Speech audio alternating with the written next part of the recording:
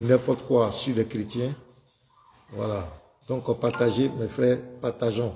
Partagez dans les groupes. Partagez, partagez, partagez, partagez, partagez. Partagez le live, s'il vous plaît. Partagez. Ce soir, nous allons vous donner des preuves. Vous allez voir pourquoi notre combat est noble. Vous allez voir l'importance de ce que nous faisons. Partageons, mes frères. Partagez. Partagez dans les groupes. Partagez. Taguez tous ces prédicateurs musulmans, tous ceux qui passent tout le temps à cracher sur la Bible, à vouloir ternir l'image des chrétiens, des juifs. Partageons.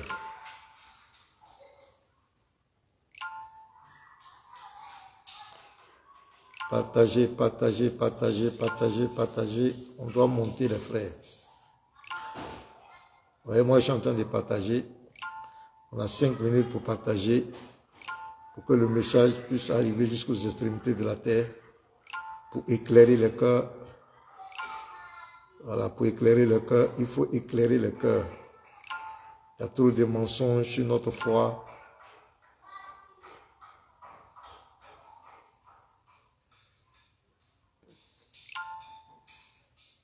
Voilà, partagez. On doit monter. Il faut qu'on monte.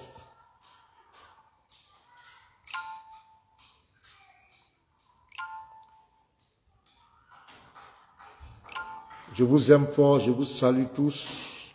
Soyez les bienvenus sur la page des apologètes de Jésus-Christ. Nous sommes là pour défendre notre foi. Nous sommes là pour rétablir la vérité. Nous sommes là pour corriger, pour redresser ce qui a été tordu. Et nous ne permettrons pas que des gens disent n'importe quoi sur notre foi. Voilà, il faut que ce soit clair dans l'esprit de tous. Si tu es d'accord avec moi, il faut partager. Voilà. Si tu es d'accord avec moi qu'on doit défendre notre foi, il faut partager. Voilà, il faut partager massivement. Si tu es d'accord que la vérité soit rétablie, il faut partager. Ne t'abstiens pas, il faut partager. C'est très important.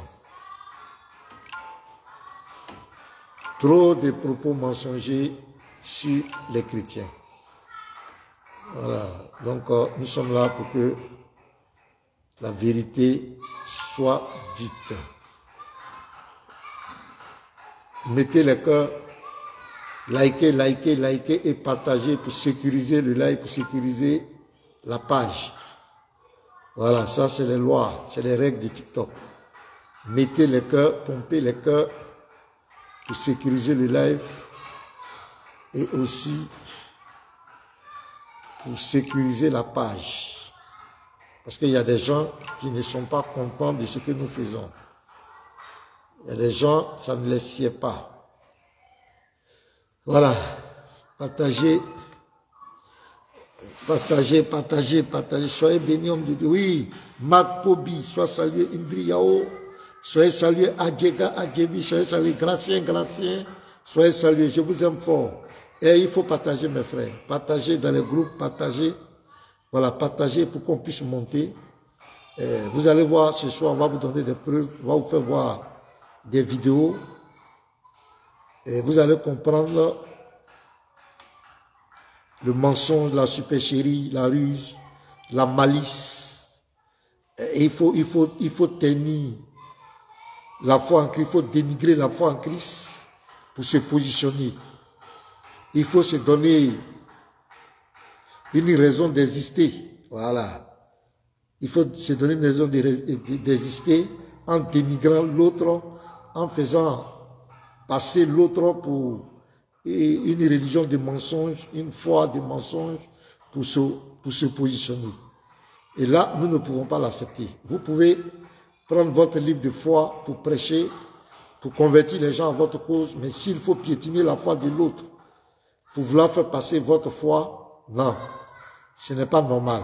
C'est de la ruse, c'est malicieux et ce n'est pas bon. Et nous allons le dénoncer. Partagez avec moi, partagez mes frères, partagez. On doit monter, partager, partager, partager, partager. Voilà.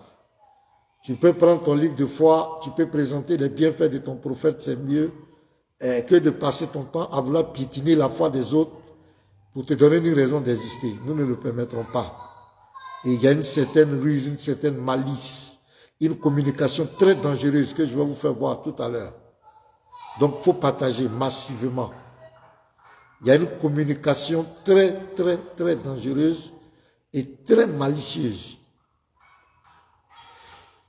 Voilà. Très, très malicieuse. Et si les gens, si nous n'intervenons pas, ce n'est pas bon.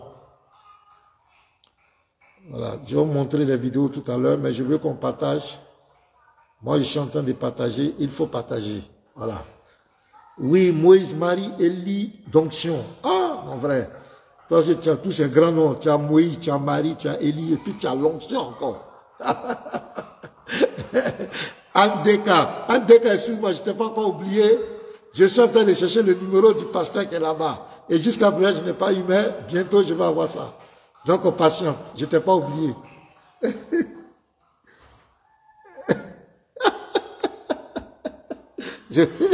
Mais il faut souvent se coiffer, voilà, c'est très important aussi, c'est pas mauvais. En des cas, partagez, partagez, partagez, partagez, partagez, partagez, partagez, partagez, voilà, on doit monter. Je veux que tu me tagues tous ces gens, voilà. Partagez, partagez, partagez, partagez. On va commencer dans quelques minutes. Je veux que tu partages.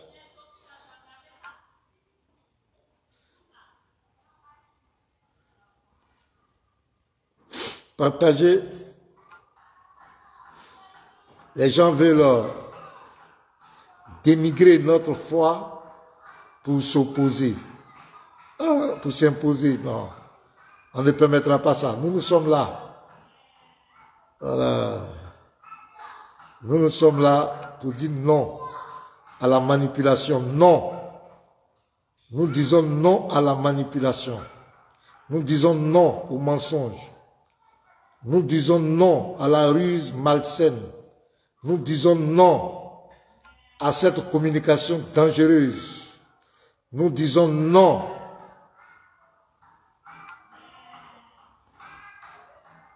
à l'hypocrisie religieuse. Nous disons non au mensonge religieux. Nous le disons haut et fort. Donc, partagez. Taguez-moi tous ces... Nous disons non à la ruse. La ruse, ça vient du diable. Et nous disons oui à la vérité. La vérité, c'est Jésus-Christ.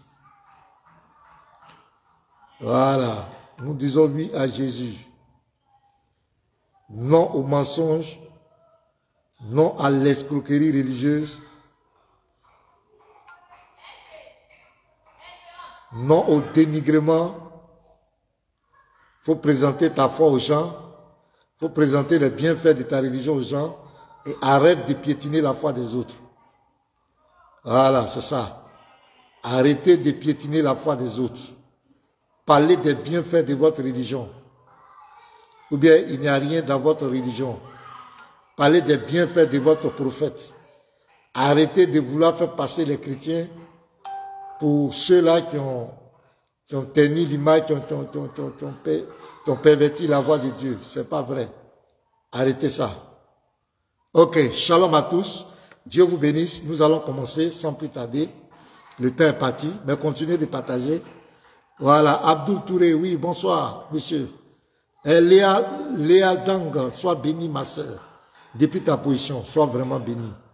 Nous allons commencer. Je vais vous faire jouer quelques vidéos. On va regarder 3 vidéos. Voilà, 3 vidéos très importantes. Vous allez suivre ces vidéos. Et après quoi, nous allons continuer. Ma vie, c'est Jésus, c'est bien. Moriba, oui, sois béni. Il n'y a rien dans les livres. C'est ça. Vous allez voir. On va voir la ruse. Nous allons voir la ruse. Et après, on fait jouer quelques vidéos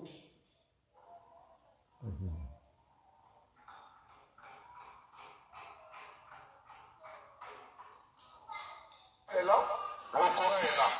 La Bible dit que si tu n'es pas musulman, tu rentres au paradis. La Bible dit. Le Coran le confirme. Ceux qui sont musulmans entrent au paradis. Ce n'est pas les musulmans comme la Bible est là, le Coran est là. La Bible dit que si tu n'es pas musulman, tu rentres au paradis. La Bible dit. Le Coran le confirme. Ceux qui sont musulmans entrent au paradis. Je vais reprendre. Oh, maître. La Bible est là, le Coran est là. La Bible dit que si tu n'es pas musulman, tu rentres au paradis. La Bible dit. Le Coran le confirme. Ceux qui sont musulmans entrent au paradis. Vous avez bien compris? Il dit quoi? La Bible dit que ceux qui sont musulmans et ceux qui ne sont pas musulmans ne rentrent pas au paradis. Je vais reprendre la partie. C'est très important. Je veux que vous écoutez ça très bien. Je ne sais pas pourquoi le son est devenu bas, mais on va faire comme cela. Écoutez très bien. Le Coran est là. La Bible dit que si tu n'es pas musulman, tu rentres au paradis. La Bible dit. Le Coran le confirme. Vous avez entendu encore? Il dit, la Bible dit que si tu n'es pas musulman, tu ne rentres pas au paradis. Est-ce que vous avez bien entendu? Je vais reprendre encore. C'est très important. Ce sont des communications très dangereuses. Je vais reprendre encore. Le Coran est là. La Bible dit que si tu n'es pas musulman, tu rentres au paradis. La Bible dit. Le Coran le confirme. Ceux qui sont musulmans entrent au paradis. Et vos épouses.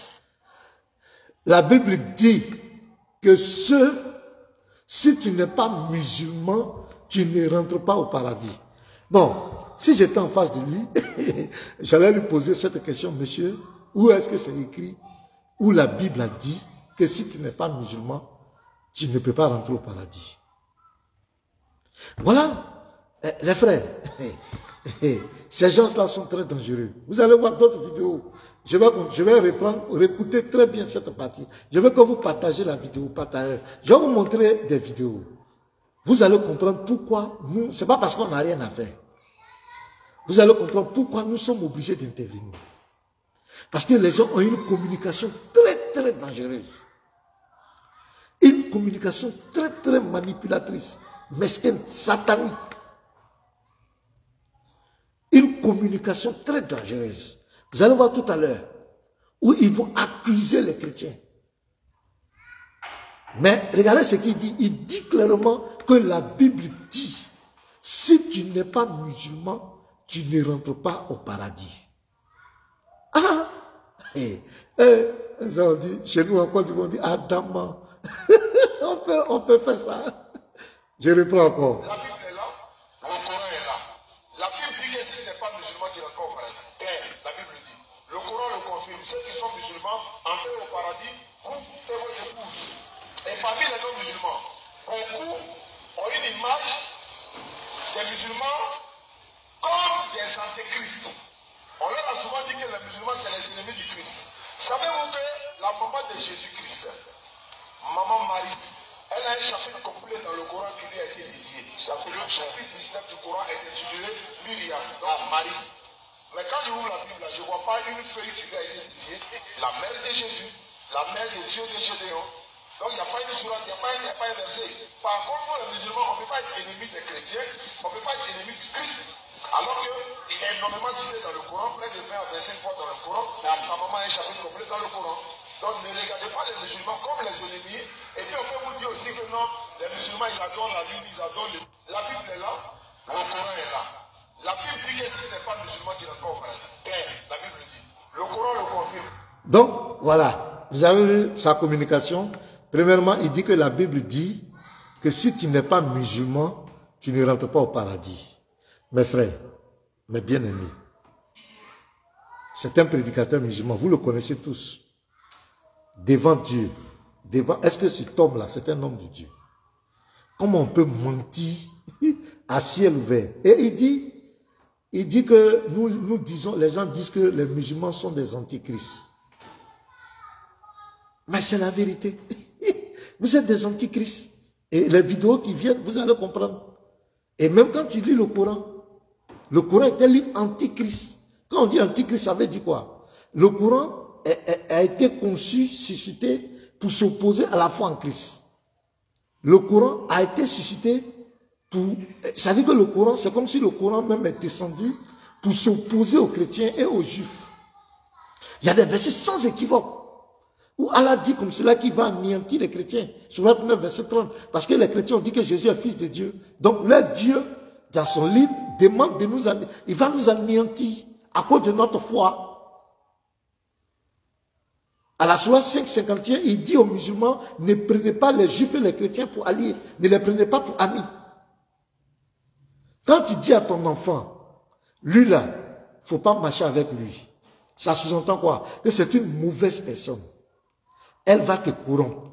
C'est une mauvaise personne. Mais qu'est-ce que les chrétiens ont à voir? Le message de Jésus. Est-ce qu'il a une fois parlé d'Allah? Est-ce qu'il a une fois parlé des musulmans? Le message de Jésus, il a dit aux chrétiens d'aimer même leurs ennemis. D'aimer les ennemis. Il dit ceux qui vous persécutent même, aimez-les. Qu'est-ce que les chrétiens ont fait à Allah? Où ils traitent les chrétiens d'impureté.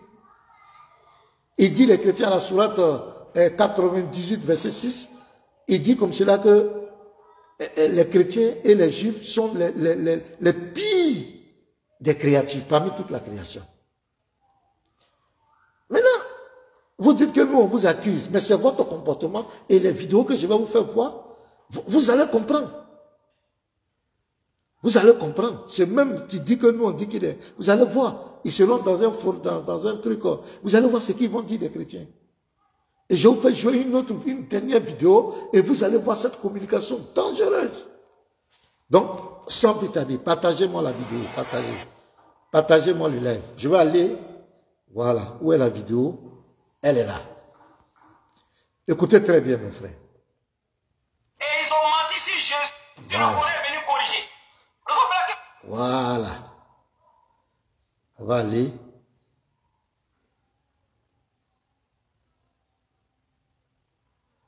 Oh, pourquoi ça fait comme cela?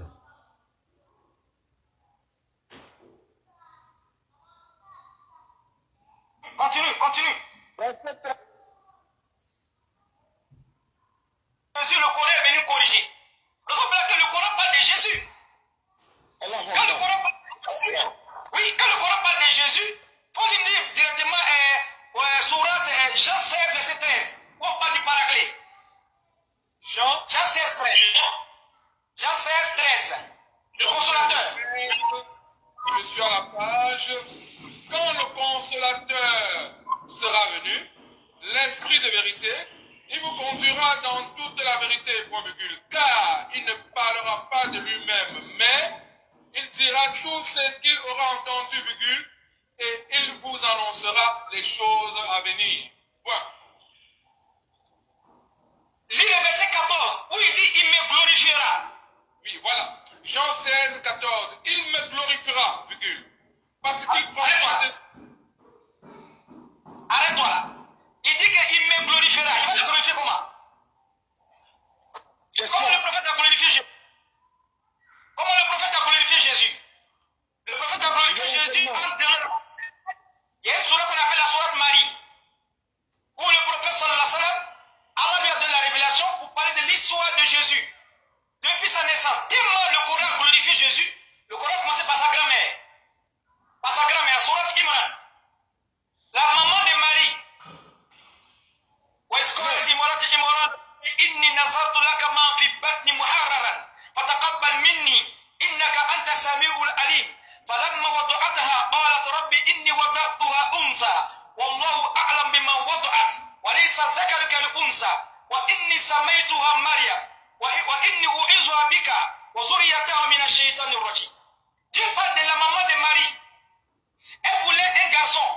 Elle a accouché quoi? Une fille. Marie. Une fille. Tellement le Coran a glorifié Jésus. Le Coran a commencé par Jésus, par sa mère, par sa grand-mère. Allahu Akbar. Anna, montrez-moi dans la Bible où on parle de la grand-mère de Jésus. Montrez-moi. Il n'y a pas. Non, il n'y en a pas. Merci. Je confirme. Non, on parle de la grand-mère de Jésus. Il y a un verset. Est-ce qu'il y a un verset où on parle de la grand-mère de Jésus dans la Bible? Jamais. Je n'ai pas encore vu ça dans la Bible. Très bien. Donc, il faut lire la sourate Imran, verset 35. La sourate Imran, verset 35. Surat 3, la famille d'Imran, le verset 35, je suis à la page. Rappelle-toi, quand la femme d'Imran dit, Seigneur, je t'ai voué en toute exclusivité ce qui est dans mon ventre. Accepte-le de moi donc. C'est toi, certes, l'audient, l'omniscient. Continue.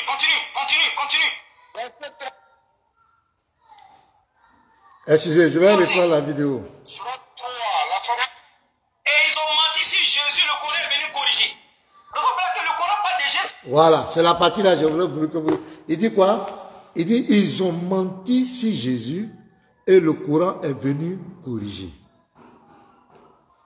Vous avez entendu? Ils ont menti sur Jésus et le Coran est venu corriger. Je vais vous donner une autre vidéo. Après, je vais vous faire voir une autre vidéo où ils accusent les chrétiens et les juifs d'avoir falsifié les Écritures et que c'est... Maintenant, je vais corriger ce monsieur. Il dit quoi? Que le Coran a glorifié Jésus, le Coran a parlé de la grand-mère de Jésus, de la maman de Jésus. Mais mes frères, vous allez voir, c'est catastrophique. C'est catastrophique. Le Coran n'a jamais glorifié Jésus. Le Coran, c'est quoi? C'est un système de pensée qui a créé un personnage fictif qu'on appelle Issa et qui fait passer ce Issa pour le Jésus de la Bible. Et cette stratégie, c'est quoi? C'est de présenter le Jésus de la Bible comme serviteur de Allah. Voilà la stratégie. Faire croire aux gens que Jésus, il n'est qu'un simple prophète qui a été envoyé par Allah. On va y arriver. On va voir l'identité de ce Dieu-là. Parce que c'est très important. Mais on va parler un peu de... Il dit Jésus, le Coran a glorifié Jésus. Attention, le Coran n'a jamais glorifié Jésus. Le Coran n'a jamais glorifié la mère de Jésus. Le Coran, au contraire, a été suscité pour biaiser l'histoire de Jésus. Vous voyez, au 6e siècle, on n'appelait pas un enfant par le nom de sa maman. Jamais. On appelle un enfant par le nom de son père. C'est pourquoi Mohamed même, on l'appelle Abu al-Qasim ibn Abdallah. C'est-à-dire Abu al-Qasim, son vrai nom ça. Parce que Mohamed, ça veut dire, c'est un nom qu'ils l'ont donné, c'est un nom d'adoration en quelque sorte. Parce que ça veut dire digne de louange. Or, dans le Coran, le seul qui est digne de louange, c'est Allah, leur Dieu. Mais Mohamed aussi est digne de louange. Ça, c'est entre parenthèses. Donc, on n'appelait pas un enfant par le nom de sa mère. Jamais.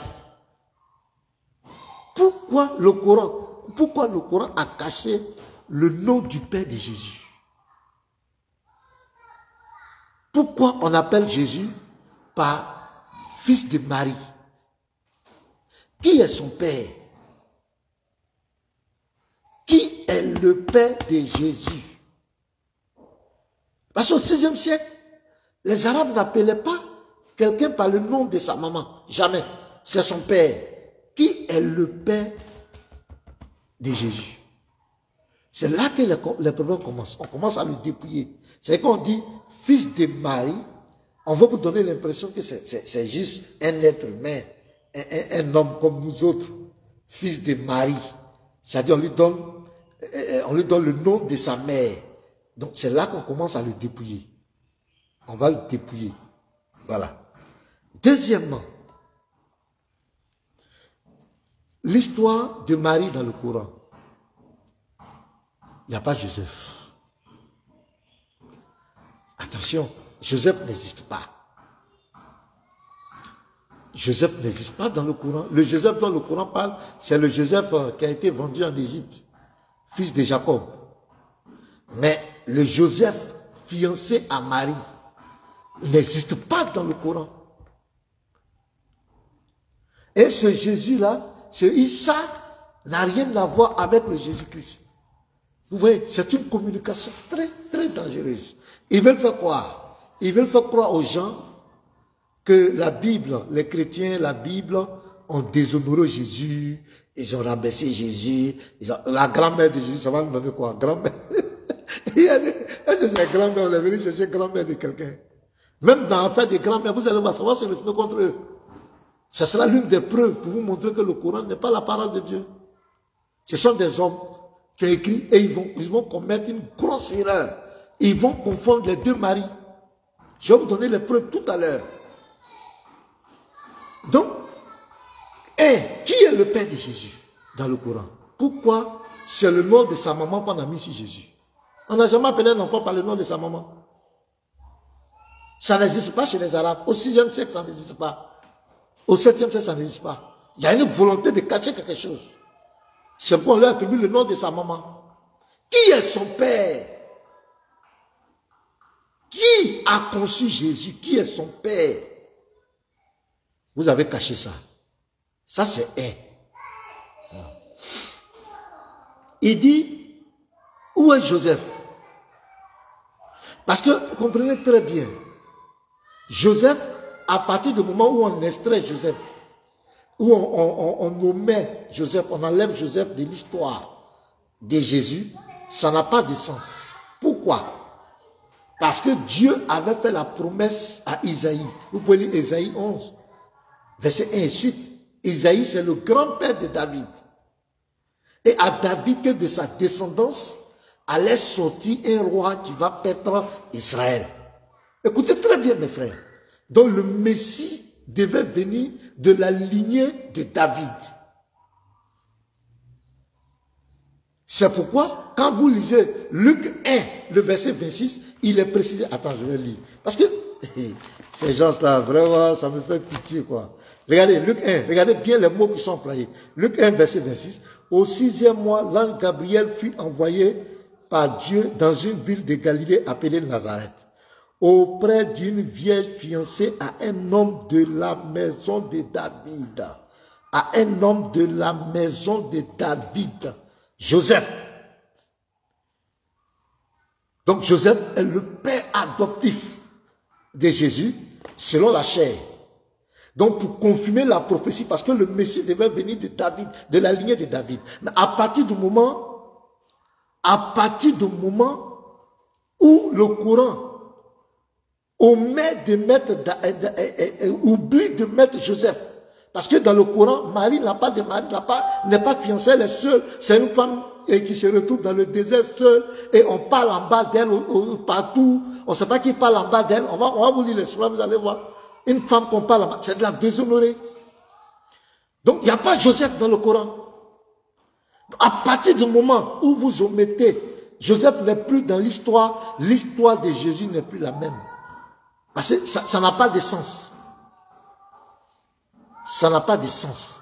Parce que le Messie doit venir de la lignée de David. Mais ça doit s'accomplir par qui? Par Joseph. C'est pourquoi dans la Bible ici c'est clair. Donc à partir du moment que vous cachez ça, d'abord le père de Jésus c'est qui? Il n'y a pas père adoptif, il n'y a pas son père qui l'a engendré, c'est qui? Vous avez caché ça. Pourquoi vous l'avez donné le nom de sa maman? Il y a une volonté de ternir l'identité de la personne. C'est une volonté de détourner les gens de l'identité réelle de Jésus. Donc, dans le Coran, on ne voit même pas le rôle du Messie. Messie signifie quoi?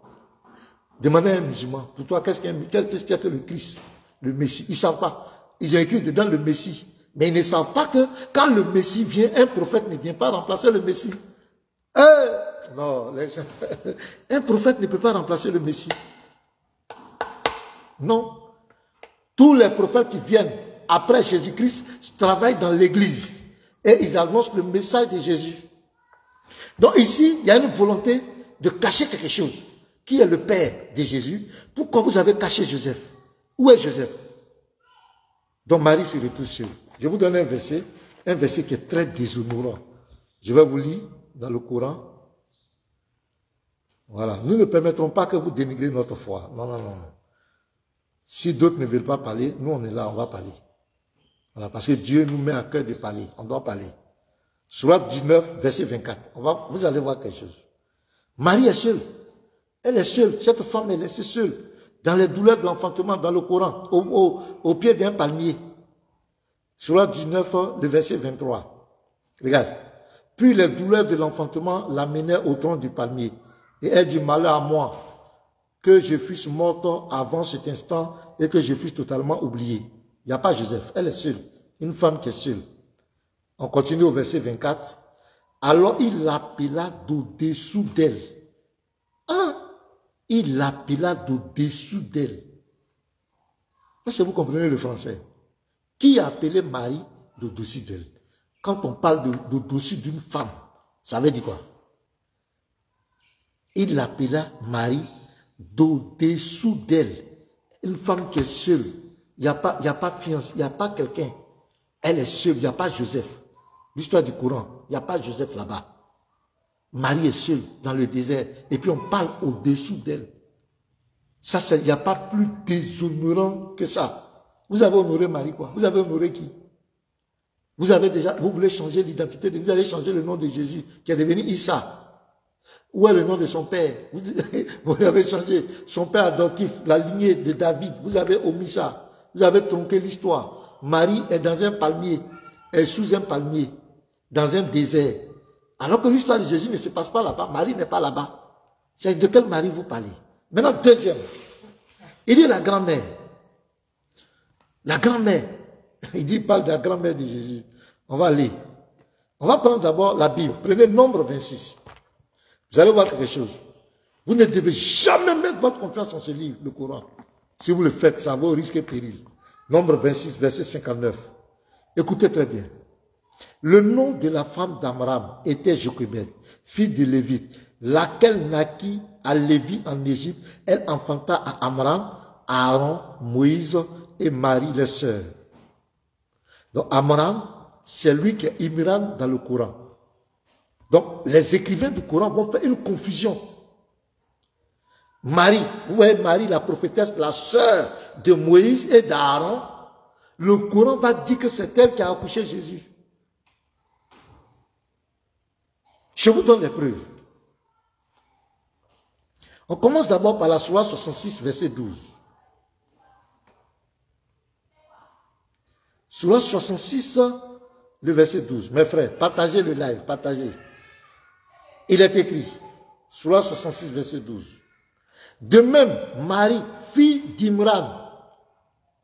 Vous avez entendu? Ici, le nom de la femme d'Amram, c'est Amram qui est Imran ici, était Jochebed, fille de Lévi, laquelle naquit à Lévi en Égypte.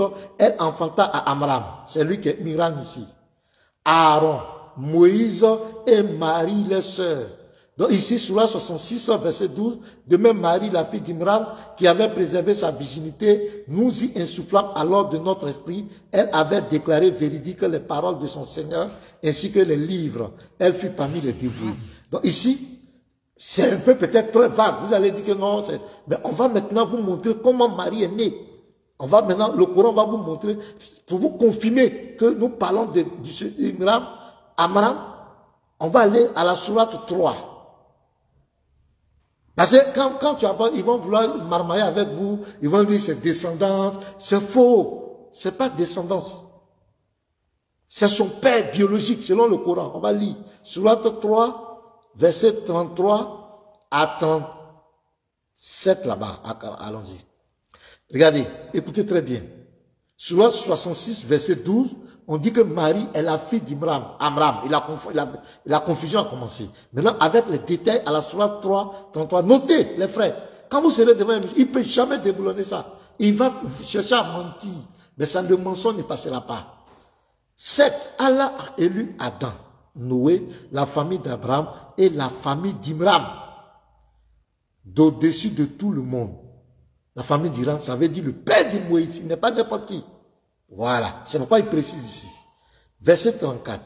En tant que descendants les uns les autres, et Allah est audient et omniscient. Verset 35, écoutez, c'est ça qui est très. Rappelle-toi quand la femme d'Imran dit, donc ici, ils sont en train de parler de la conception biologique de cette Marie. Mais seulement, il fait la confusion entre les deux Maries. Il a fait la confusion. Donc, il continue. Seigneur, on dit quand la femme d'Imran dit, Donc, ce n'est pas affaire de descendance. On parle de sa femme, de son père biologique, qui est Amram, qui est Imran, dans le Coran, mais qui est Amram ici, nombre 26, 59. Donc, il fait la confusion. Et vous allez voir, regardez, la naissance de Marie, biologique. Quand la femme d'Imran dit, sur la 66, d'où la fille d'Imran, c'est sa fille. Et ici, on te montre maintenant comment elle a été conçue biologiquement. Voilà, Rosie Aston, sois bénie, ma soeur, depuis ta position. Quand la femme d'Imran dit, Seigneur, je t'ai voué en toute exclusivité ce qui est dans mon ventre, accepte donc de moi, c'est toi, cette l'audient et l'omniscient. 36. Puis lorsqu'elle eut accouché, elle dit, Seigneur, voilà que j'ai accouché d'une fille. Oh, Allah savait mieux ce dont elle avait accouché. Le garçon n'est pas comme la fille. Je l'ai nommé Marie. Oh, je l'ai nommé Marie. Donc on parle de la naissance biologique de Marie. Seulement que le Coran fait la confusion. Son père, c'est Imran, qui est Amran ici, nombre 26, 59. Maintenant, pour confirmer que c'est de cette Marie-là, la Marie, la prophétesse, c'est la sourate 19, 27 à 28. Regardez. Puis, elle vint auprès des siens, en le portant le bébé, il dit, oh Marie, tu as fait une chose monstrueuse, sœur de Haroun. Extraordinaire. Coïncidence extraordinaire. Amram, qui est le père de Marie, qui est le père de Moïse, qui est le père de Aaron. Dans le Coran, c'est le même Amram qui est le père de Marie, et cette Marie est la sœur de Aaron. Et je suis allé voir un peu la version d'un savant. On va lire ça, vous allez voir. Quand vous prenez la sourate 5, 20, on va voir l'un des grands savants musulmans, Ibn Kathir. Il va nous dire, ce Imran-là, c'est qui? Il va nous donner son identité. Demain, il va nous donner son identité. Ce Imran, dont le Coran parle, c'est qui? Sourate 5, verset 20, et vous prenez le Tafsir. Voilà, Ibn Kathir, l'un des grands. Regardez, sourate 5, verset 20, il dit, Dieu demande à son serviteur, prophète et interlocuteur, Moïse bin Imran. Moïse, fils de Imran. Donc vous comprenez? Donc c'est le même Imran qui est le père de Moïse, qui est le père d'Aaron, le père de Marie la prophétesse. Donc vous comprenez que le Coran a fait la confusion entre les deux Maries. Donc quand ces ignorants viennent se mettre là pour dire oui, Marie et le Coran a honoré la grand-mère de Jésus. Quelle grand-mère de Jésus? Cette grand-mère de Jésus, ce grand-père de Jésus, ce n'est pas Imran. Imran, le Coran a fait la confusion entre les deux maris. Je mets tout musulman au défi. Ils ne peuvent pas. Ils vont vouloir faire la taquia et que non, c'est Imran, c'est faux. La confusion est tellement flagrante. Maintenant, on va continuer. Donc, on a réglé cette affaire. Ils n'ont pas honoré Marie, ils n'ont pas honoré Jésus. Jamais. C'est une volonté de dépouiller Jésus, de nous présenter un autre personnage. C'est-à-dire que de détourner l'attention sur l'identité réelle de ce Jésus. C'est pourquoi on change son nom là-bas, il s'appelle Issa. Or, Jésus, Yeshua, qui veut dire Dieu qui sauve, Issa, qui veut dire le généreux, vous voyez qu'ils ont changé le sens de son nom. C'est une volonté claire. Et vous allez voir d'autres sourates où on présente Jésus comme il est serviteur de Allah. Mais on va revenir là-bas. Donc, ça c'est la deuxième problématique. C'est un mensonge. Voilà. Et le Coran n'a jamais honoré Jésus, ni honoré Marie. Ne venez pas nous distraire.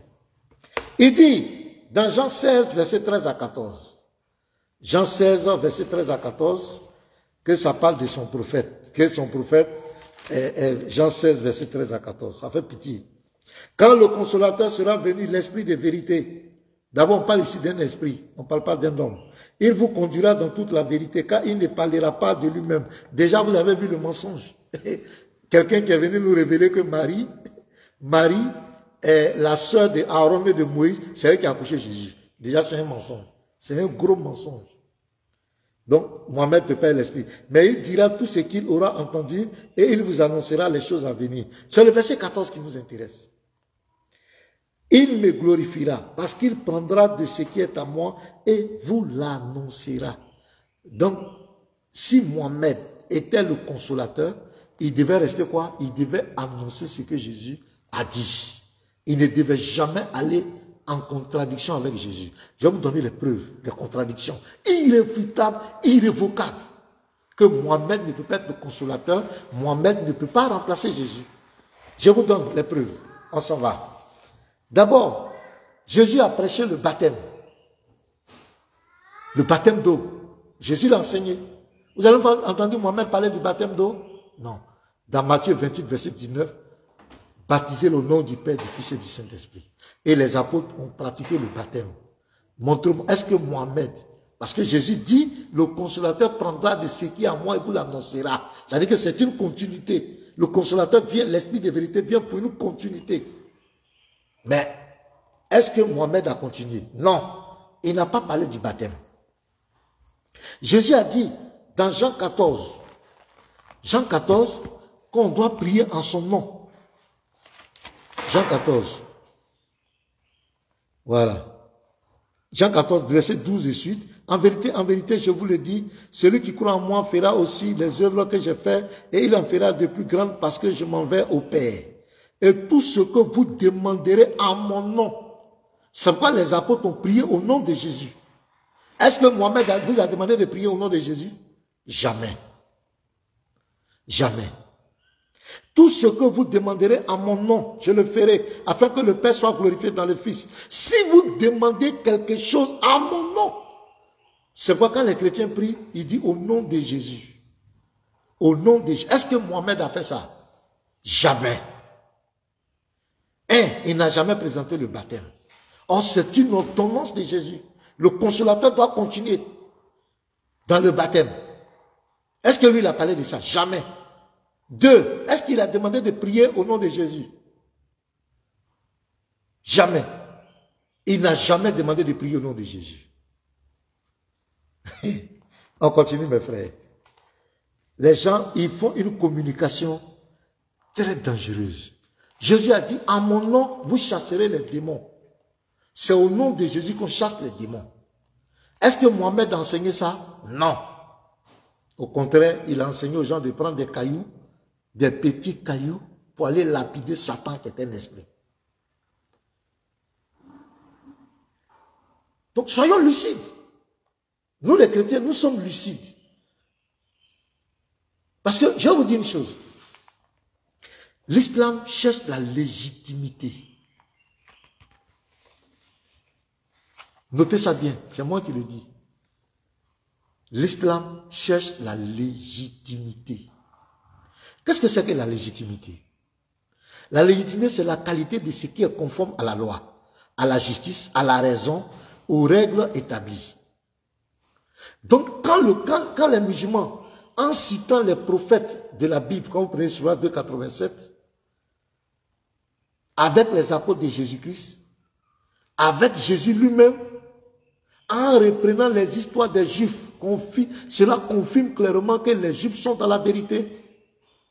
C'est pourquoi Jésus a dit dans Jean 4, verset 22, le salut vient des Juifs. Le Dieu arabe, Allah, en voulant se faire passer pour le Dieu des Hébreux, nous dit explicitement que le Dieu des Hébreux, Yahweh, est le véritable Dieu qui s'est fait homme à la personne de Jésus-Christ. Donc nous sommes dans la vérité chrétienne. Voilà. On essaie d'imiter ce qui est vrai et bon. On essaie d'imiter ce qui est vrai et bon.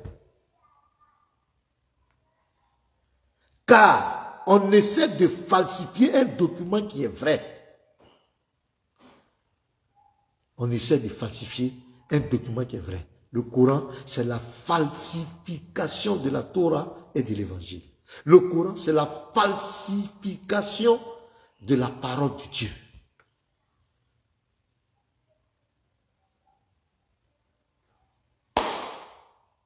Quand j'ai une dernière vidéo que je vais vous présenter, vous allez voir.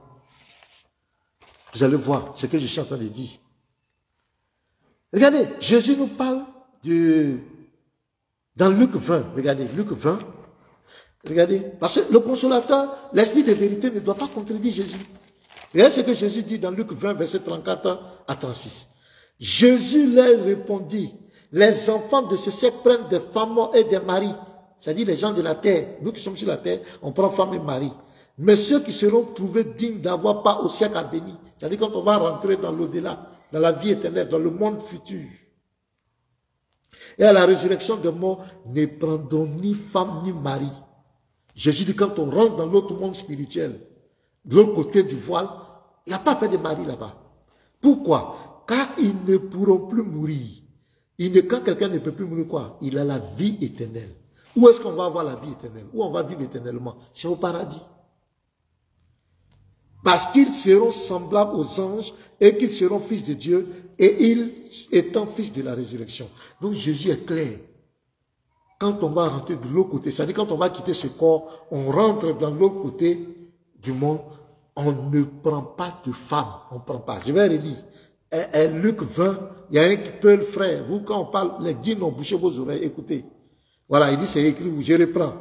Luc 20, verset 34. Jésus leur répondit, les enfants de ce siècle prennent des femmes et des maris. C'est-à-dire, nous qui vivons actuellement, on prend femme et mari.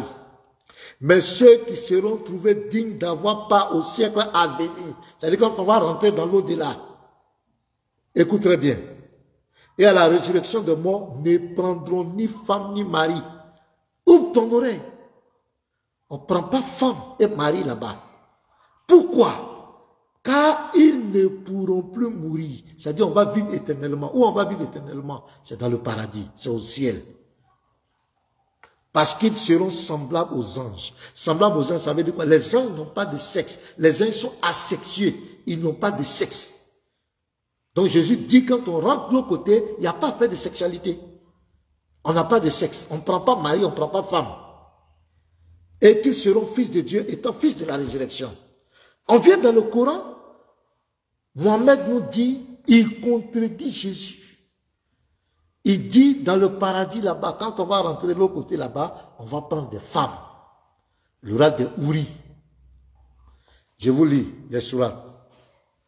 Sourate 52, verset 20. Ce sont des menteurs, des manipulateurs.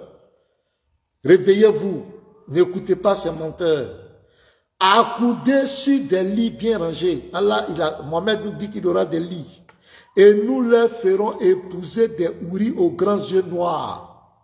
Nous leur ferons épouser des houris aux grands yeux noirs. Il aura un mariage là-bas. Jésus dit on ne prend pas femme, on ne prend pas mari. Aïe. Le consolateur doit faire quoi? Il vous annoncera ce que je vous ai dit. Il vient pour une continuité. Mais ici, on voit une contradiction flagrante. Sourate 78, regardez. Sourate 78, le verset 31 à 33. Regarde, c'est qui il est écrit. Pour les pieux, ce sera une réussite. Jardin et vignes, et des belles au sein arrondis, d'une égale jeunesse. Donc on décrit les saints. Quand vous lisez la sourate 2, verset 25, sourate 2, verset 25. Partagez le live, mes frères. Annonce à ceux qui croient et qui pratiquent des bonnes œuvres qu'ils auront pour demeure des jardins sous lesquels coulent les ruisseaux. Chaque fois qu'ils seront gratifiés d'un fruit des jardins, ils diront, c'est bien là ce qui nous avait été servi auparavant. Or, c'est quelque chose de semblable seulement sans la forme.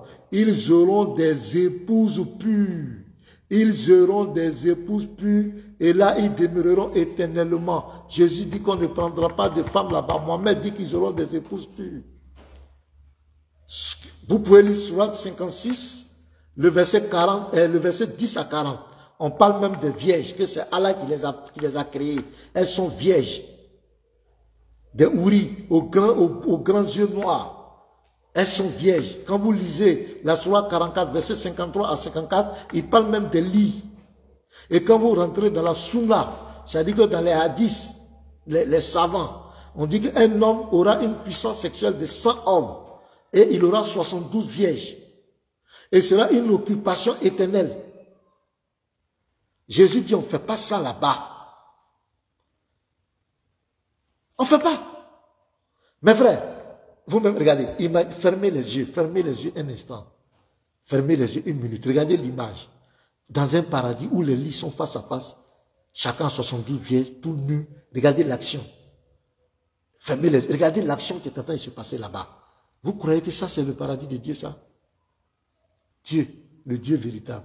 Jésus dit ça n'existe pas là-bas. Je vous dis ça. C'est du pipeau. C'est du pipeau. Vous allez un gars, vous, boum, je ne sais même pas pourquoi. Vous les musulmans, vraiment, il faut qu'on prie pour vous. Al-Moudjid Abdou dit quoi? Il dit, la résurrection n'est pas le paradis. Ah bon? Donc, réfléchissez un peu. Attends, je vais lire le verset ici. Non, Luc 20, verset 34 à 30. Il est prêt à écouter. Ouvre ton oreille, que Dieu éclaire ton cœur. On vous a envoûté. On vous a envoûté. On vous blague. Regarde, Jésus leur répondit, les enfants de ce siècle prennent des femmes et des maris. Quand on dit les enfants de ce siècle, ça veut dire quoi? Les gens de la terre. Mais ceux qui seront trouvés dignes d'avoir part au siècle à venir. Ça veut dire dans l'autre côté, quand tu tournes de l'autre côté, que ce soit la résurrection au paradis ou bien je sais quoi, Jésus dit, au siècle à venir et à la résurrection de mort, ne prendront ni femme ni mari. C'est clair. Car ils ne mourront plus, ils ne pourront plus mourir. C'est-à-dire qu'ils vont avoir la vie éternelle. La vie éternelle, on fait ça où? On fait la vie éternelle où? C'est dans le paradis. Quand on dit ne pourront plus mourir, la vie c'est où? C'est dans le paradis. Parce qu'ils seront semblables aux anges. Ah donc pour toi, à la résurrection, les hommes vont devenir semblables aux anges, c'est-à-dire ils n'auront plus de kiki. C'est ça?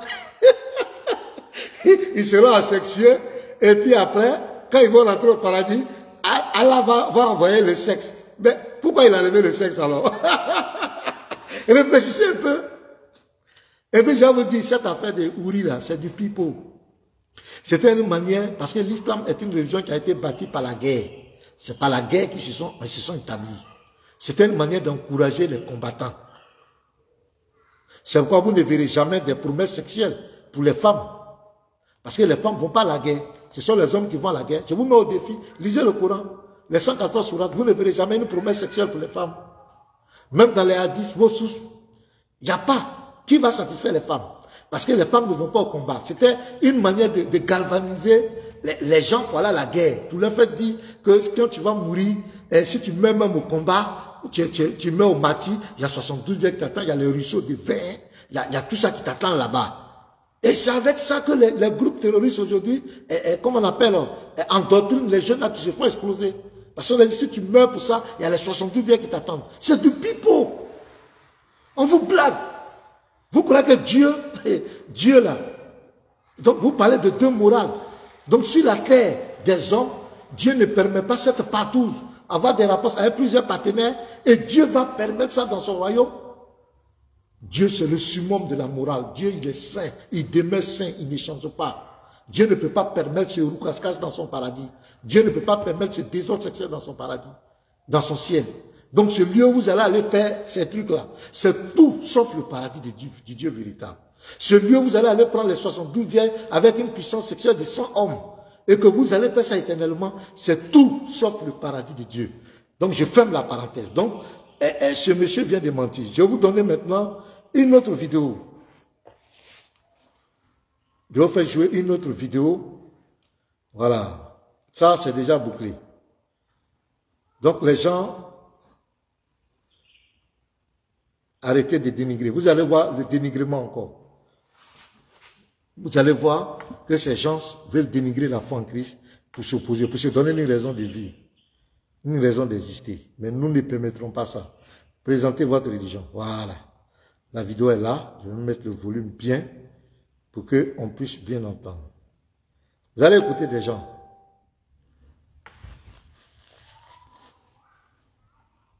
Partagez, partagez, partagez, partagez le direct. Partagez, mes frères, partagez. Ne vous lassez pas. Il faut qu'on dénonce ces mensonges. Il faut qu'on dénonce. Le sujet de la vidéo vient. Voilà. Il y a les publicités, il y a beaucoup de choses. Donc, on patienter un peu. Et... J'ai dit, dans la vie, là, il ne faut pas rentrer dans la concurrence. Parce que quand tu rentres dans la concurrence, là, tu n'as plus de... C'est quelle vidéo, ça?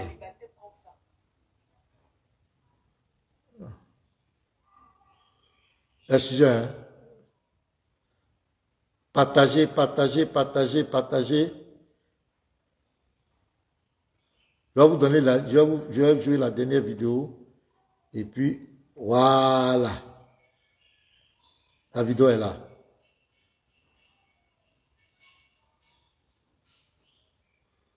Je vais mettre le volume. Excusez-moi. Hein. Je vais mettre le volume.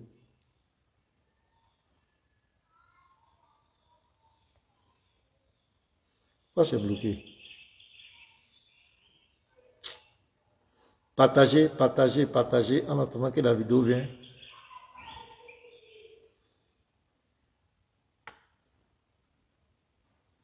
Pourquoi c'est bloqué? La vidéo est bloquée, je viens. Il y a eu un problème de connexion là. Ça va venir tout de suite, ça va s'arranger.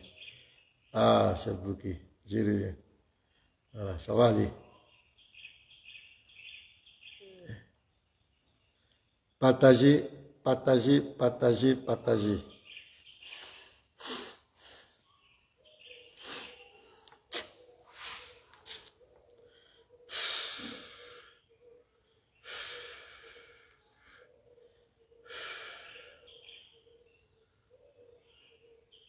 Non, ce n'est pas les djinns, c'est un problème des réseaux. Ce ne sont pas les djinns. Djinn ne peut pas venir bloquer ma vidéo ici. Djinn, il n'a pas qu'à. Quand Djinn regarde mon visage là, voilà, la vidéo est là, on va jouer. Adam était un musulman. Abraham, j'allais dire encore plus, était un musulman. Écoutez très bien hein, le mensonge. Moïse était un musulman. Jésus était un musulman. Tous ceux qui n'ont pas abandonné la religion initiale étaient des musulmans. Mais une grande partie des juifs et des chrétiens ont erré. Ils ont falsifié leurs écritures. Vous avez compris? Vous avez compris la communication? C'est un musulman qui parle. Il dit, Adam était un musulman, Abraham était, le Moïse, Jésus même était un musulman. Et qu'est-ce qu'il fait? Il va dire quoi? Que les juifs et les chrétiens ont falsifié les écritures. C'est la communication. Voici. Hey, écoutez, mes frères. Écoutez très bien. Oui, c'est déjà dans le Coran et encore plus dans la tradition interprétante. Par conséquent, ils ont quitté la vraie religion originelle. Vous comprenez? Qui était la religion del fitra, de la nature conforme à ce que Dieu voulait. El fitra, fatara, ça veut dire créer. La nature créée par Dieu. Donc, en fait, il n'y a qu'une seule religion, c'est l'islam. Qui était déjà avant, qui existait déjà avant Mahomet. Au moment où est écrit le Coran, on n'a pas encore cette idée qu'en fin de compte, il y aurait plusieurs histoires de Dieu avec l'homme. Donc il n'y a pas trois religions. Donc évidemment, aujourd'hui, les musulmans considèrent que Jésus est musulman. Mais Moïse aussi. Et Abraham est même le premier musulman. Donc, et c'est pour ça aussi d'ailleurs que on nomme les chrétiens comme mouchrikin, parce que c'est péjoratif, et les juifs comme koufar, parce que c'est péjoratif. On l'appelle les mécréants. De la même façon que les premiers chrétiens avaient transformé le judaïsme en hérésie chrétienne, le Coran transforme le judaïsme et le christianisme en hérésie de l'islam. L'islam n'est pas la religion de Mahomet. L'islam est la religion d'Abraham. L'islam est la véritable religion, a été révélée par Dieu à Abraham. Les juifs l'ont perverti, puis les chrétiens l'ont perverti, et...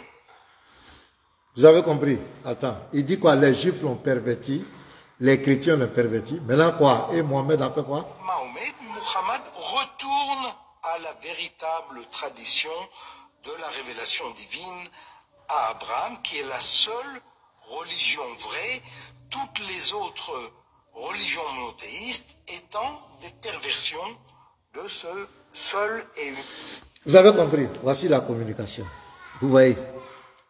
pour pouvoir exister, se donner une raison de vivre, une raison d'exister. Ils disent quoi? D'abord, ils font passer tous les prophètes. Ils disent Adam était musulman, l'Abraham, tous étaient des musulmans.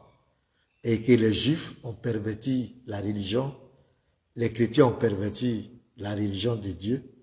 Et que c'est Mohamed qui est venu maintenant restaurer la vraie religion. Voici la communication dangereuse.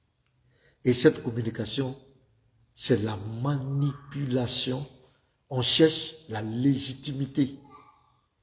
On cherche à se donner un genre d'exister. On va aller dans les Écritures. Moi, je ne suis pas dans le fanatisme. On va commencer d'abord par quel est le message? Qu'est-ce que l'islam vient nous faire croire? L'islam vient nous faire croire que quoi? Que l'islam vient présenter, c'est l'islam qui vient avec le monothéisme pur. Mais le monothéisme, est-ce qu'on ne connaissait pas le monothéisme? On va lire un verset. Est-ce que les Juifs ne savaient pas qu'il y avait un seul Dieu? Les Juifs savent qu'il y a un seul Dieu. Ce n'est pas l'islam qui vient, ce n'est pas le Coran qui vient, ce n'est pas Mohamed qui vient nous présenter ça. Regardez, Deutéronome 6, le verset 4 à 6, à 5. Écoute Israël, l'Éternel notre Dieu est le seul Éternel. Voici le monothéisme qui est présenté ici. Donc on n'a pas besoin du Coran pour savoir qu'il y a un seul vrai Dieu. Ou bien mes frères, on n'a pas besoin du Coran pour savoir qu'il y a un seul Dieu, il y a un véritable Dieu. On n'a pas besoin du Coran pour ça. Donc déjà, faites très attention. Tu aimeras l'Éternel ton Dieu de tout ton cœur, de toute ton âme et de toute ta force.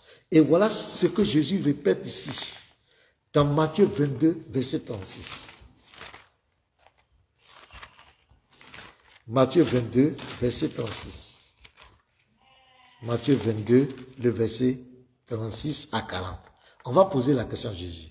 Maître, quel est le plus grand commandement de la loi?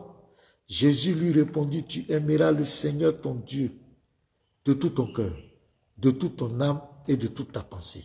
C'est le premier et le plus grand commandement. Et voici le second qui lui est semblable. Tu aimeras ton prochain comme toi-même. De ces deux commandements dépendent toute la loi et les prophètes. 1. Nous connaissons ce que c'est que le monothéisme. Nous sommes conscients qu'il y a un seul vrai Dieu, l'unique Dieu. On n'a pas besoin du Coran, on n'a pas besoin que Mohamed vienne pour qu'on sache ça. Ça c'est 1. 2. Jésus dit, tu aimeras ton prochain comme toi-même. Mes frères, à cette loi, ils disent de ces deux lois-là, dépend toute la loi et les prophètes. Si j'aime Dieu, je ne vais pas désobéir à sa parole. Si j'aime Dieu, je ne vais pas faire ce que Dieu n'aime pas. Si j'aime mon prochain, je ne peux pas chercher la femme de mon prochain. Si j'aime mon prochain, je ne peux pas lui faire du mal. Si j'aime mon prochain, je ne peux pas le voler. Je ne peux rien faire. Si les hommes appliquaient ces deux lois, il n'y aurait pas de guerre, de violence sur la terre. On allait vivre en parfaite harmonie. Voici la loi que depuis Moïse a donnée et Jésus est venu répéter. Dites-moi, quelle réforme on peut apporter à cette loi? Aimeras l'Éternel ton Dieu de toute ta force, de toute ton âme, de toute ta pensée, et tu aimeras ton prochain comme toi-même. Quelle réforme on peut apporter? Quelle réforme? Qu'est-ce que Mohamed peut venir nous dire qu'on ne sait pas? Donc, il y a une ruse. Deuxième problématique. Il y a une deuxième problématique. Le Dieu que Mohamed est venu révéler n'est pas le Dieu d'Israël. Le Seigneur de la Kaaba ne peut pas être le Dieu d'Israël.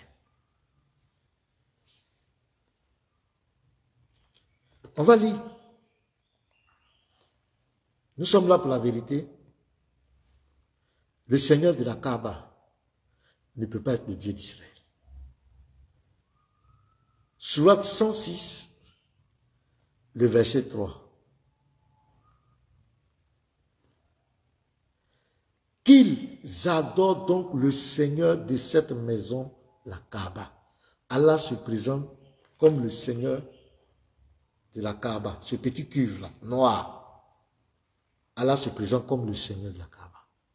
Or, dans l'histoire des polythéistes arabes, déjà avant Mohamed, les gens adoraient même le pèlerinage. Mohamed n'a rien innové. Hein. Tout ce que vous voyez en l'islam, ce qui se fait à la Mecque, c'est ce que les idolâtres arabes faisaient pratiquer. Or, dans Deutéronome 13, verset 1 à 3, on dit, si un prophète vient et qui t'amène à aller adorer un autre Dieu, ne l'écoute pas. Le Seigneur de la Kaaba n'est pas le Dieu d'Israël. Pourquoi? Parce que cette Kaaba, dans cette Kaaba, était adorée, selon l'histoire des musulmans islamiques, était adorée au temps pré-islamique. Là, on adorait 360 divinités, idoles. Or, vous savez qu'une idole, ce n'est pas la représentation de quelque chose, c'est un esprit. Donc, tu peux venir enlever le bois qui le représente, mais l'esprit est là. Qui a enlevé les esprits là? Tu peux enlever les bois, les cailloux qui les représentent, mais l'esprit est là. Alors que, regardez, le Dieu d'Israël, regarde ce qu'il dit. Dans Ésaïe 42,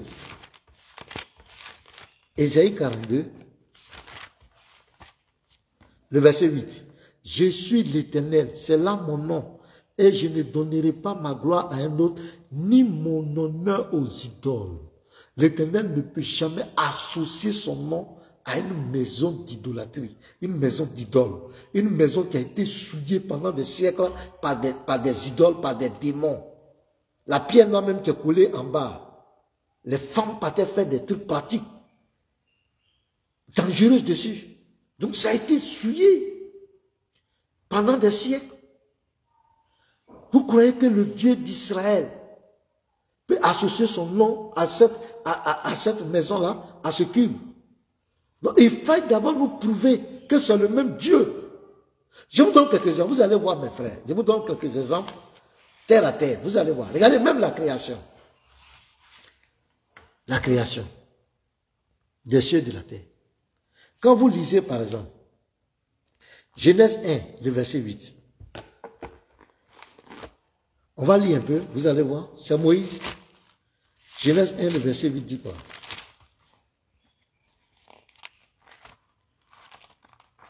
Voilà, Genèse 1, verset 8.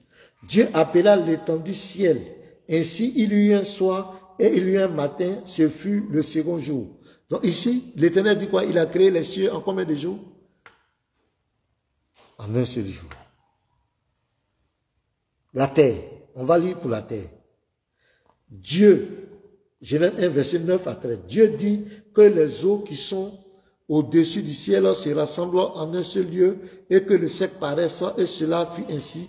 Dieu appela le sec terre et il appela la masse des eaux mer. Dieu vit que cela était bon.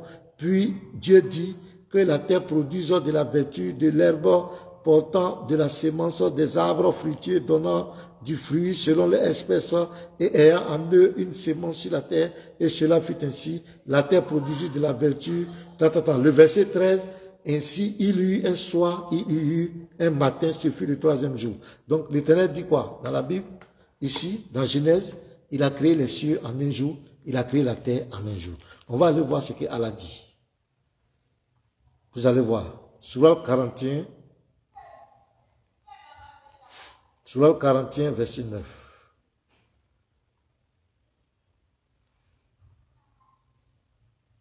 Sourate 41, verset 9. Qu'est-ce qu'il est écrit? Dit, régnerez-vous l'existence de celui qui a créé la terre en 2 jours? L'autre côté, c'est quoi? Il a créé la terre en un jour. Genèse 1, verset 8. Et les cieux en un jour. Maintenant, on va aller encore. Verset, ça c'est la terre en un jour. Regardez, verset 12. Il décréta d'en faire 7 cieux en 2 jours. Donc ici, dans le Coran, c'est 2 jours. Les cieux en 2 jours, la terre en 2 jours. Alors qu'ici, il a créé les cieux en un jour, il a créé la terre en un jour. Ici, c'est 2 jours, 2 jours. Sourate 41, verset 9, Sourate 41, verset 12. Il y a quelque chose qui ne va pas. Bon, ça, peut-être que vous pouvez, on peut, mais regardez. Adam a été créé sur la terre, et c'est sur la terre qu'Adam a été tenté. C'est pas ça, mes frères. On va lire Genèse 1, le verset 26 à 28. Puis Dieu dit, faisons l'homme à notre image, selon notre ressemblance, et qui domine sur les poissons de la mer, sur les oiseaux du ciel, sur le bétail, et sur toute la terre, et sur tous les reptiles qui rampent sur la terre. Dieu créa l'homme à son image, il créa l'image de Dieu, il créa l'homme et la femme. Dieu les bénit et Dieu les dit, soyez féconds, multipliez et remplissez la terre. Donc c'est sur la terre.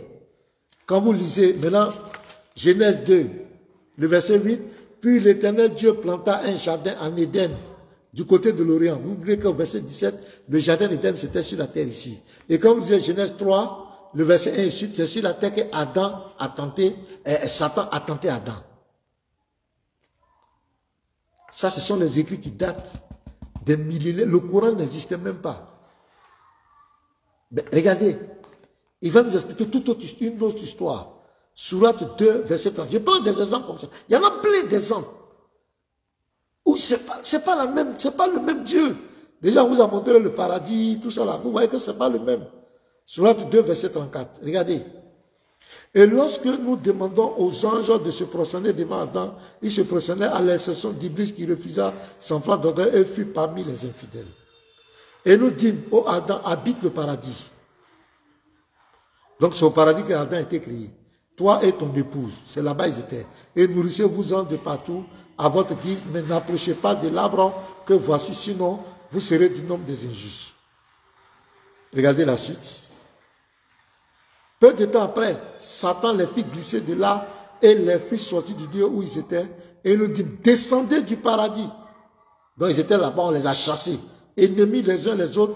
Et pour vous, il y aura une demeure sur la terre. Voilà une autre histoire. Adam, l'Éternel, il y en a plein comme cela. Même sur Moïse. L'histoire de Moïse. Moïse dit que quand on l'a jeté dans l'eau, c'est la fille de Pharaon qui l'a recueilli. Quand vous venez dans le Coran, Sourate 9, 28, le 28, les deux là, il dit que c'est la femme de Pharaon qui l'a recueilli. Quand vous prenez le nom du père d'Abraham, c'est même pas la même chose. Le nom du père d'Abraham, dans Genèse 26 et 11, 26 à 31, il s'appelle Tirach. Et c'est confirmé par Josué 24, verset 2. Ça fait 2 témoins. Mais vous venez à la Sourate 6, 74, le nom du père d'Abraham change, ça devient Hazar. Vous lisez, Moïse dit que Noé a eu 3 enfants. Et les 3 enfants de Noé ont été sauvés. Vous venez à la Sourate 11, 43, il y a un 4e enfant de Noé. Et qui va mourir dans le déluge. Mes frères, ce n'est pas le même Dieu. Parce que Yahweh, l'Éternel, le Dieu d'Israël, n'a jamais imposé aux gens de prier dans une langue. Le Dieu, le Seigneur de la Kaaba, demande qu'on doit l'adorer dans une seule langue, l'arabe. L'arabe. Attention. Attention. Dans la Bible, dans l'Ancien Testament, il y a les Nebuchadnezzar qui se sont convertis. Est-ce qu'on leur a imposé la langue? Non. Pourquoi on veut forcément que les gens adorent Dieu en arabe? Est-ce que c'est une seule langue que Dieu a créée? Non. On voit qu'il y a une volonté d'arabiser les gens, de coloniser les gens. Il y a une volonté d'imposer. Et on doit prier forcément en direction de cette maison, la Kaaba. C'est une manière de lier les gens. Parce que c'est un hôtel. En réalité, c'est un hôtel. Donc quand vous priez, c'est comme nos parents au village, ils ont des endroits spéciaux plutôt, où ils vont adorer. Et c'est l'hôtel. C'est quoi? Votre âme est liée là-bas, dans cet endroit, quand vous partez adorer. C'est le point de contact entre vous et cette divinité que vous partez adorer. C'est la même chose. On doit le réciter forcément en arabe, on doit prier en direction de ce lieu. Faites très attention, mes frères. Il y a une volonté de manipuler les gens. On veut faire croire aux gens que le Seigneur de la Kaaba, c'est le Dieu d'Israël. Et on va même dire que Moïse était musulman Adam était musulman. Moi, j'ai posé la question aux musulmans. J'ai dit, mais vous dites que Adam était musulman avant de venir. Quand il est venu sur la terre, il est venu avec l'islam. Sourate 1781. On dit la vérité, l'islam est apparu et l'erreur doit disparaître. Car l'erreur est appelée à disparaître. Je leur ai posé la question. Vous dites que c'est Adam qui était le premier musulman. Mais il est venu avec l'islam. Mais quelle est l'erreur qui était avant Adam? C'est quel homme qui existait? Parce que quand vous lisez ce verset, vous comprenez clairement, les gens nous disent explicitement que l'islam n'était pas là. Ils considèrent comme les chrétiens et les juifs de falsificateurs de faux. Maintenant, l'islam est venu, le christianisme et les autres doivent disparaître. Même vous partez, il y a un verset même très éloquent. Sourate 39, verset 11 à 12, écoutez ce verset. Vous allez comprendre que les gens cherchent de la légitimité. Mais quand ça chauffe, vous parlez des pratiques idolâtres de la Kaaba, on vous dit que c'est Abraham qui allait construire. Vous n'avez jamais entendu ça? Le Coran dit que c'est Abraham qui allait construire la Kaaba. Mais c'est faux. Abraham n'a jamais construit la Kaaba. Jamais. Jamais. Aucun descendant d'Abraham n'a parlé de ce lieu. Aucun prophète. Vous n'avez pas entendu Moïse parler, les Isaac, les prophètes juifs. Même Jésus est venu sur la terre. Il n'a pas parlé de ce lieu. Les apôtres de Jésus ont parlé de ce lieu. Abraham, c'est le père de la foi. Si Abraham avait conçu ce lieu, les Juifs, pourquoi les Juifs ne vont pas faire des pèlerinages là-bas? Pourquoi les Juifs ne vont pas là-bas? Arrêtez. Et cette Kaaba, il y a une émission qu'on va faire, a été détruite plusieurs fois. A été brûlée, incendiée, ce qui est là, même si c'est la main d'homme. Regardez ce verset. Sourate 39, on dit, il m'a été ordonné d'adorer Allah. C'est Mohamed qui parle. Allah, ce n'est pas le Dieu d'Israël. En lui voit exclusivement le culte. Il parle ici, c'est lui. Et il m'a été ordonné d'être le premier des musulmans. C'est Mohamed qui est le premier, celui qui est musulman. Adam n'a jamais été musulman. Moïse n'a jamais été musulman. Abraham n'a jamais. Le Dieu qu'Abraham adorait, il venait, il a pris la forme humaine, il est venu sur la terre. Genèse 18. Allah ne rentre pas dans sa création. Le Dieu que Moïse adorait venait sur la terre. Le Dieu des Juifs, il est toujours venu sur la terre. Il est toujours rentré dans sa création. Ce n'est pas le même Dieu. Je vous donne l'une des preuves. Quand vous prenez de la Genèse à l'Apocalypse, le Dieu d'Israël s'est présenté 109 fois comme Père. Il est Père. Il connaît la relation de Père et de Fils 109 fois. Même Jésus, quand Jésus est venu, il parle de son Père. Dans Matthieu, 28 fois, il parle de mon Père, mon Père. Dans Marc, 3 fois. Dans Luc, 7 fois. Dans Jean, 53 fois. Le Père qui m'envoie, le Père plus grand. Moi et le Père, nous sommes un. Ce que le Père fait, le Fils le fait pareillement. Allah dit à la sourate 9, verset 30, que celui qui dit que Jésus est Fils de Dieu, il va l'anéantir certains mécréants.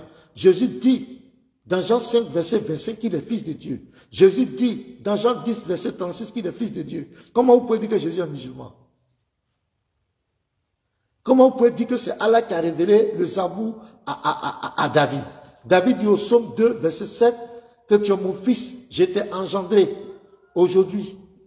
À la sourate 112, verset 1 à 3, Allah dit qu'il n'a jamais engendré. Jamais, il n'a jamais engendré. À la sourate Deutéronome 14, verset 1, Moïse dit, vous êtes les enfants de l'Éternel. Ésaïe 45, verset 11, il dit, veut-on me questionner sur mes enfants? Ainsi parle l'Éternel. Allah dit à la sourate 17, verset 101, qu'il ne s'est jamais attribué d'enfant. Pour Allah, à la sourate 6, verset 101, pour qu'il ait un enfant, il faut qu'il ait une compagne. Il faut qu'il ait une petite copine, une femme pour faire enfant. Donc il ne connaît même pas l'engendrement spirituel. Il ne connaît même pas le sens du fils, enfant de Dieu spirituellement. Il ne connaît pas. Pour lui, quand il entend enfant de Dieu, c'est qu'il faut que Dieu couche avec nos mamans, ou bien couche avec, pour qu'on fasse enfant. Ce n'est pas le même Dieu. Ce n'est pas le même Dieu. Comment vous pouvez venir nous dire que tous les prophètes étaient musulmans, étaient soumis, étaient musulmans? C'est faux. C'est un mensonge. Que Jésus était musulman comment?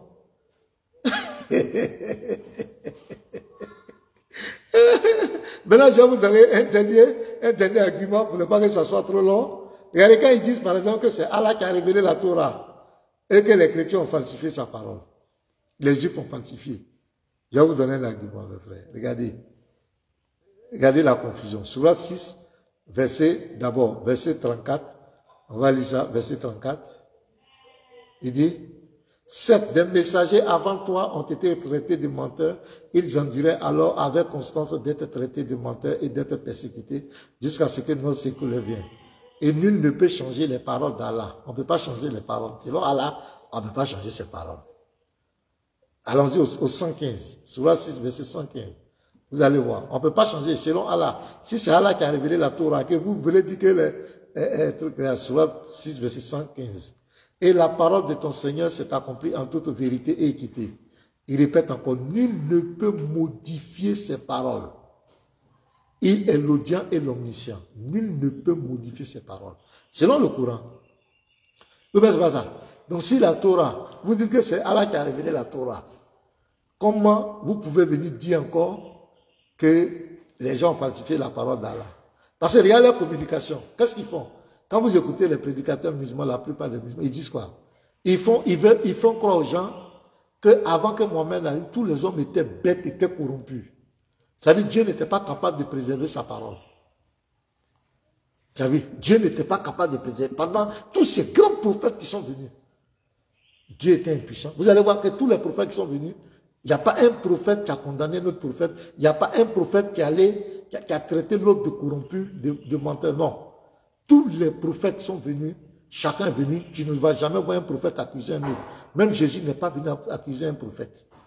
Bim! C'est lorsque ce prophète arabe arrive, tout le monde est faux, tout le monde est corrompu, tout le monde c'est lui qui envoie la vérité, c'est lui. Donc Dieu s'est réveillé, Dieu a laissé sa parole être falsifiée. Et même ils ont un argument, ils disent non, la Torah là, Dieu avait confié ça aux hommes, c'est comme gardien. Regardez-moi des conneries comme cela. La Torah, c'est Dieu qui a parlé directement à Moïse. Hein? La parole de l'Éternel. Il dit, ma parole est réprouvée. Le ciel et la terre passeront, ma parole ne passera jamais. On ne peut pas corrompre la parole de Dieu. Jamais. Jamais. Maintenant, c'est un endroit où l'Éternel, parce que l'Éternel n'a jamais parlé à Mohamed. Jamais. Le Dieu d'Israël n'a jamais parlé à Mohamed. Le Coran, c'est qui? C'est l'œuvre d'un esprit qu'on appelle Djibril, qui est venu nous prêcher 3 fois dans la grotte. C'est lui qui a révélé le Coran à Mohamed. L'Éternel n'a jamais parlé à Mohamed. Donc vous croyez que un prophète à qui Dieu a parlé directement, a donné sa loi. Aujourd'hui, cette loi qui régit toutes les sociétés, les 10 commandements, même toutes les grandes, les juridictions, les justices, c'est cette loi-là. Les 10 commandements, c'est ça qui, tu ne tueras pas, tu ne veux pas. Toutes les justices, c'est sur ça qu'ils sont basées. Et vous voulez dire que ça a été falsifié. C'est une communication très dangereuse. Il faut discréditer la foi des autres pour s'opposer. Il faut tenir l'image. Il faut écraser la foi des autres pour s'imposer. Voici l'islam. Quand vous lisez le Coran, il passe son temps à accuser les chrétiens, à accuser les juifs, à maudire les juifs, à maudire les chrétiens. C'est le seul prophète qui a maudit les juifs. Les juifs.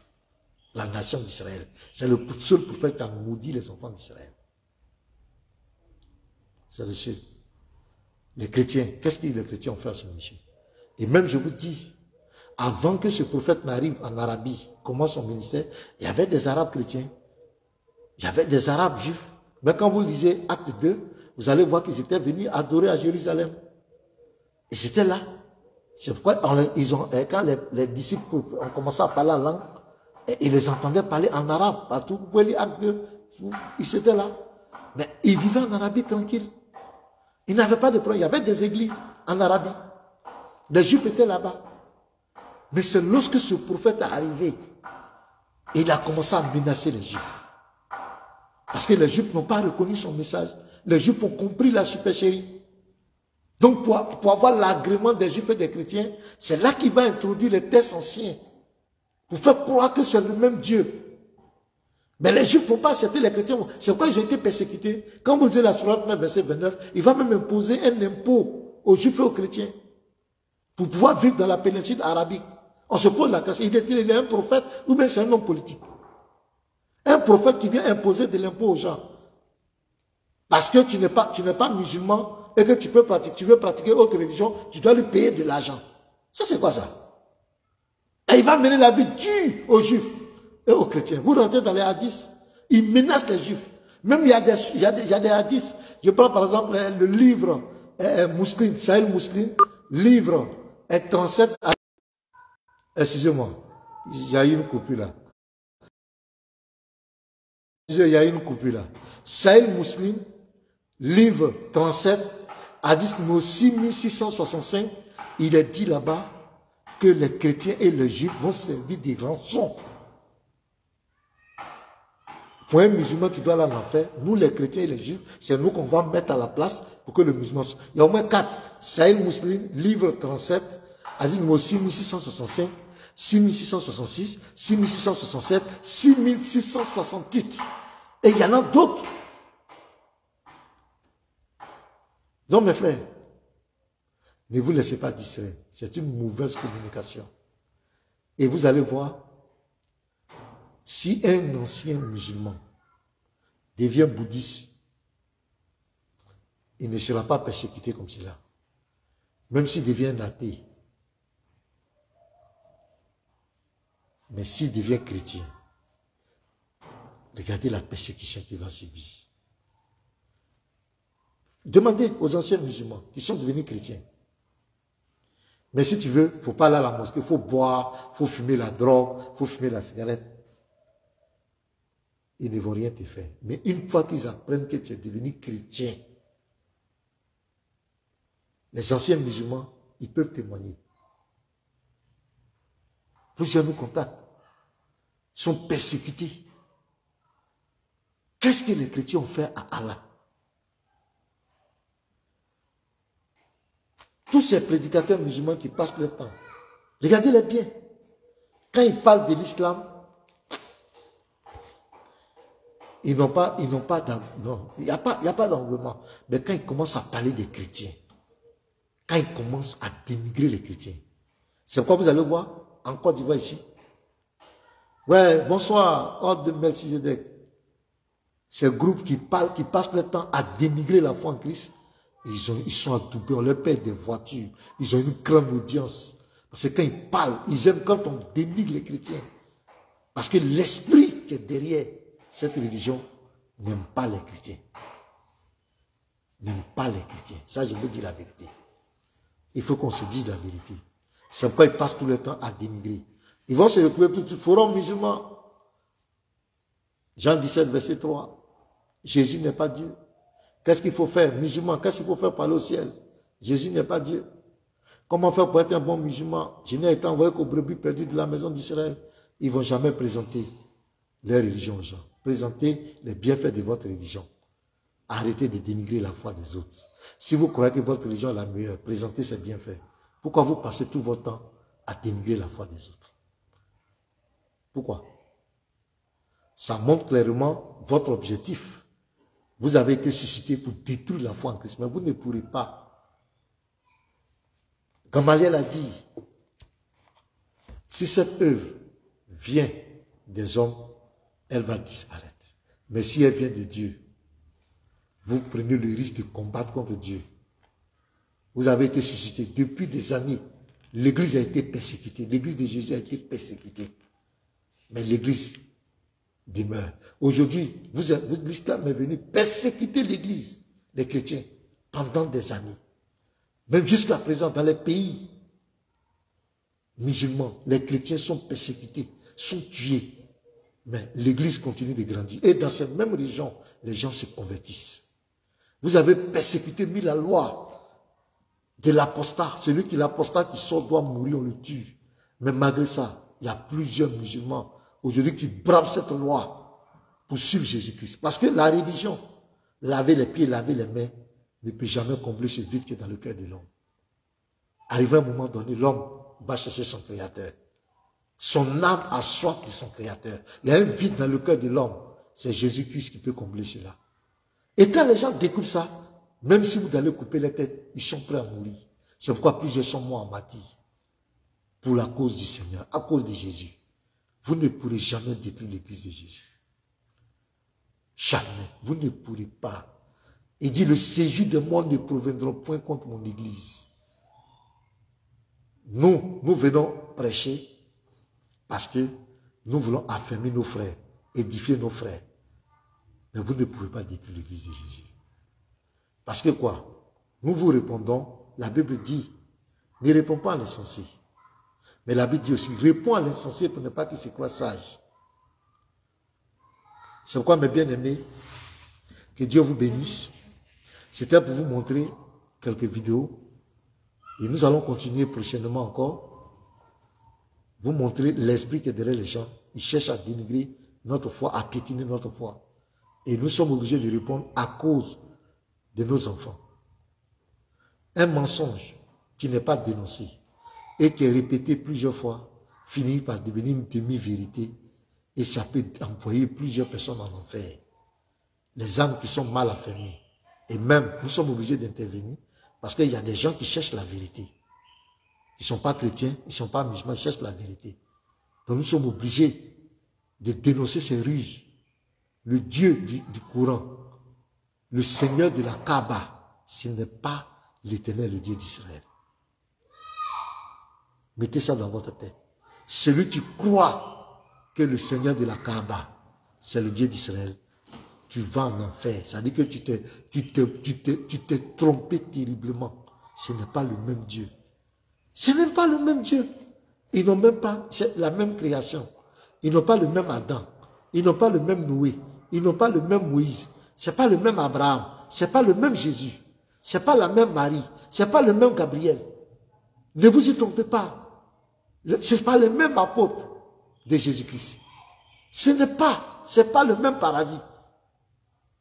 Même le salut, ce n'est pas le même. Ce n'est pas le même livre. Le Coran n'a rien à voir avec la Bible. Ce n'est pas les mêmes adorations. Ce n'est pas le même. Vous avez une fois entendu un prophète dire de prendre des cailloux pour lapider Satan?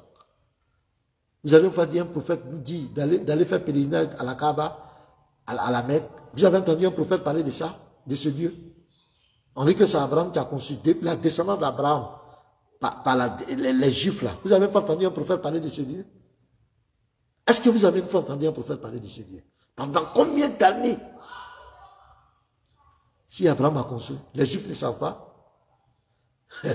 Les Juifs ne savent pas ça. On cherche la légitimité. On sait que c'est un lieu d'idolâtrie qui a été emprunté par les idolâtres. Mais pour ne pas que les gens se perdent, on accroche le nom d'Abraham dessus. On met le nom d'Abraham. Faire croire aux gens que c'est Abraham qui a construit. Voilà comment on égale les gens. Alors qu'Abraham n'a jamais... On peut vous démontrer ça, même avec le Coran, qu'Abraham n'a jamais mis les pieds là-bas. Abraham n'a jamais mis les pieds là-bas. Ismaël n'a jamais mis les pieds là-bas. Ils ont fait ça pour légitimer. Prochainement, s'il le faut, bon, moi, je ne veux pas trop attaquer leur doctrine. Parce que nous, aujourd'hui, nous avons les informations sur leur doctrine. Les pratiques, regardez, les pratiques qu'ils faisaient avant l'islam. Les idolâtres, ce qu'ils faisaient avant l'islam. Et aujourd'hui, ce qu'ils pratiquent aujourd'hui. On peut vous démontrer que rien n'a changé. Nous avons toutes les sources. Rien n'a changé. Même jusqu'au sacrifice des moutons. C'est du pipeau. Que Dieu vous bénisse. Shalom à vous. Voilà. Shalom à vous. Dieu vous bénisse abondamment. Voilà, je crois qu'on va s'arrêter là. Voilà. Voilà, il fallait prendre le temps pour vraiment parler. Que Dieu vous bénisse.